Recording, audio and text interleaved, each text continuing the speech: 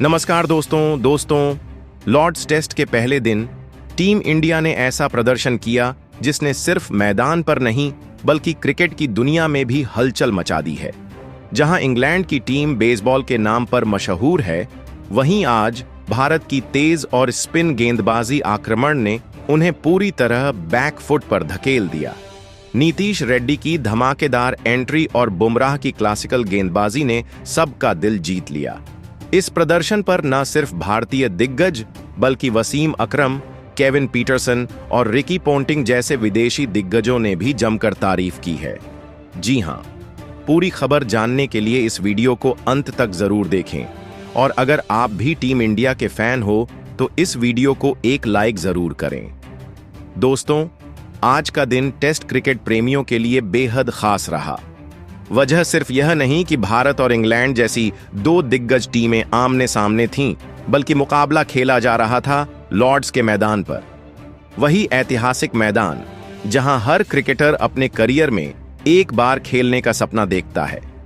Toss के लिए जैसे ही युवा कप्तान शुभमन गिल और बेन स्टोक्स मैदान में आए, दर्शकों में एक अलग ही उत्साह दिखा।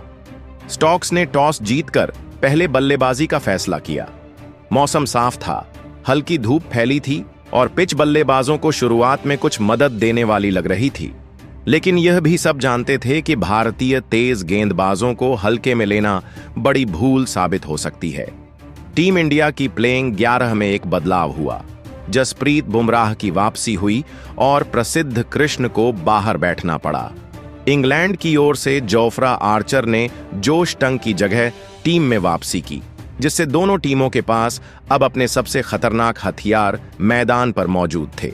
इंग्लैंड की पारी की शुरुआत हुई जैक क्रॉली और बेन डकेट के साथ और भारतीय आक्रमण का नेतृत्व किया बुमराह और युवा तेज गेंदबाज आकाशदीप ने। पहले कुछ ओवरों में ही अंदाजा लग गया कि आज रन बनाना आसान नहीं होगा। गेंद स्विंग कर रही थी, सीम मूवमेंट भी मिल रही थी और बल्लेबाज बार बार बीट हो रहे थे। 8वें ओवर में जैक क्रॉली ने आकाशदीप को लगातार 2 चौके लगाकर दबाव कम करने की कोशिश की, लेकिन भारतीय गेंदबाजों की धार बनी रही। बुमराह और सिराज ने शानदार नियंत्रण दिखाया, लेकिन जो काम इन अनुभवी गेंदबाजों से नहीं हो सका वो किया एक युवा खिलाड़ी नीतीश रेड्डी ने। जहां 14वें ओवर में कप्तान गिल ने गेंद रेड्डी को थमाई और पहली ही सफलता उन्हें मिली। बेन डकेट एक लेग साइड गेंद पर पुल करने के चक्कर में विकेट कीपर ऋषभ पंत को कैच दे बैठे। इंग्लैंड को पहला झटका 43 रनों के स्कोर पर लगा। अगली ही गेंद पर ओली पॉप कैच आउट होने से बाल बाल बचे। शुभमन गिल ने गली में डाइव लगाकर लगभग एक चमत्कारी कैच पकड़ लिया था, लेकिन गेंद पूरी तरह हाथ में नहीं आई। लेकिन यह अफसोस ज्यादा देर तक नहीं रहा। उसी ओवर की आखिरी गेंद पर रेड्डी ने जैक क्रॉली को आउट कर दिया। गेंद ने सीम मूवमेंट ली और ग्लव को छूती हुई गेंद सीधा पंत के दस्तानों में जा समाई। 4 गेंदों में 2 विकेट और लॉर्ड्स की पिच पर भारत का बोलबाला। लंच तक इंग्लैंड का स्कोर था 2 विकेट पर 83 रन, जो रूट और ओली पॉप क्रीज पर टिके हुए थे। लेकिन उन्हें भारतीय गेंदबाजों ने जरा भी खुलकर नहीं खेलने दिया था। लंच के बाद भी यही कहानी जारी रही। सिराज और बुमराह ने अपनी लाइन और लेंथ को बिल्कुल नहीं छोड़ा। हर गेंद एक चुनौती थी। सीम, स्विंग, बाउंस सब कुछ था। धीरे धीरे पोप और रूट ने काबू में आकर टिकने का तरीका निकाला। कोई रिस्क नहीं, कोई तेज शॉट नहीं, बस गेंद छोड़ो, डिफेंड करो और सिंगल निकालो। भारत ने उन्हें रन बनाने का मौका तो नहीं दिया, लेकिन विकेट भी नहीं गिरा सके। इसी दौरान ऋषभ पंत चोटिल हो गए और मैदान से बाहर चले गए। उनकी जगह विकेट कीपिंग की जिम्मेदारी निभाई ध्रुव जुड़ैल ने और उन्होंने अपनी फुर्ती से सबका दिल जीत लिया। जो रूट ने 105 गेंदों में अपनी अर्धशतक पूरी की, वहीं पोप 54 रन तक पहुंच गए। दूसरे सत्र के अंत तक इंग्लैंड का स्कोर था 2 विकेट पर 153 रन। यह साझेदारी भारत पर दबाव डाल रही थी, लेकिन रन रेट अब भी काबू में था। टी ब्रेक के बाद भारत के खिलाड़ियों में अलग ही ऊर्जा दिखाई दी। गिल ने सबको घेरे में लेकर मोटिवेट किया और पहले ओवर की जिम्मेदारी दी रविंद्र जडेजा को और उन्होंने पहली ही गेंद पर कमाल कर दिखाया।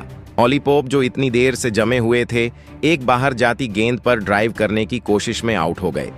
गेंद ने बाहरी किनारा लिया और ध्रुव जुरैल ने दाईं ओर डाइव लगाकर शानदार कैच लपका। पोप 44 रन पर आउट हो गए। इंग्लैंड को तीसरा झटका 153 के स्कोर पर लगा। अब आए हैरी ब्रूक आक्रामक खेलने वाले, लेकिन सामने थे जसप्रीत बुमराह। ब्रूक ज्यादा देर नहीं टिके रह पाए। एक इन स्विंगर ने उनका स्टंप उड़ा दिया। ब्रूक सिर्फ 11 रन बना सके। अब इंग्लैंड का स्कोर था 4 विकेट पर 172 रन। अब मैदान पर आए कप्तान बैन स्टोक्स और एक बार फिर से जोड़ी बनी रूट और स्टोक्स की।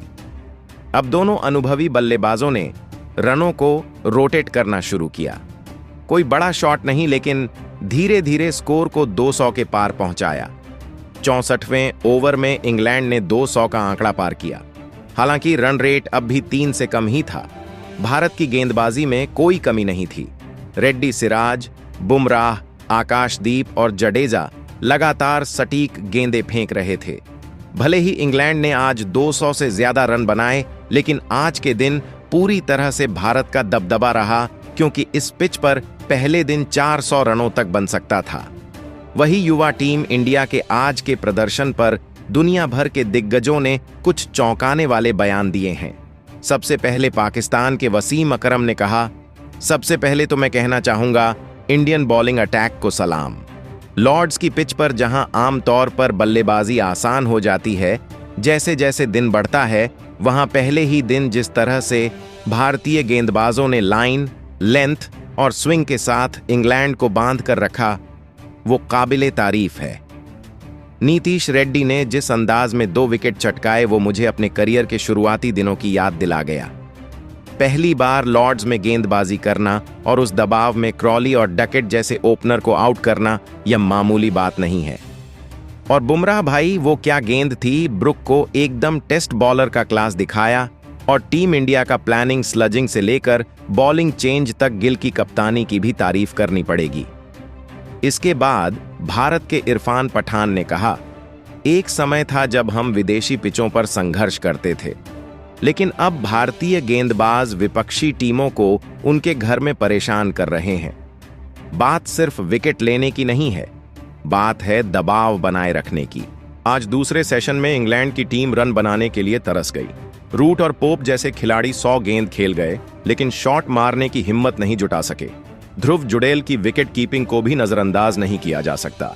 पंत की जगह आकर 2 शानदार कैच लेना, यानी टीम इंडिया के पास अब हर पोजीशन पर बैकअप मौजूद है, और वह भी मैच विनिंग क्वालिटी के साथ। शुभमन गिल ने स्लेजिंग भी समय पर की, और मजे की बात यह थी कि वो फ्रेंडली स्लेजिंग थी, जिससे विपक्षी को चिढ़ भी हो और पिच पर माहौल भी हल्का रहे।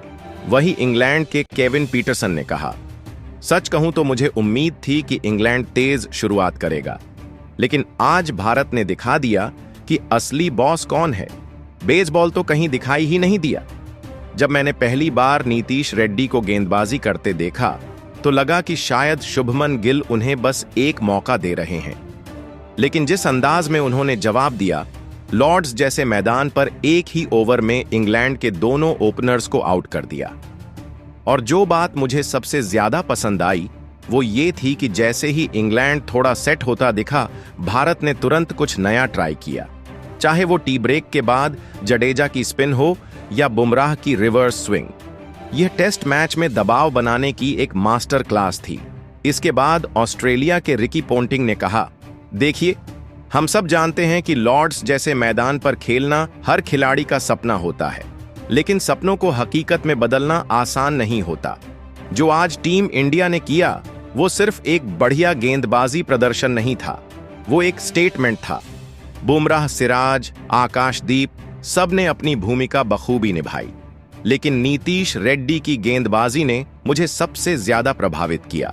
उन्होंने सिर्फ विकेट नहीं लिए, उन्होंने इंग्लैंड के टॉप ऑर्डर की कमर तोड़ दी। और रूट और स्टोक्स जैसे खिलाड़ी अगर 2 रन प्रति ओवर से भी नीचे की दर से रन बना रहे हैं, तो इसका पूरा श्रेय भारत को जाता है। ये वही इंग्लैंड है जो 500 रन एक दिन में ठोक देता है, लेकिन आज वो खुद से जूझ रहा था।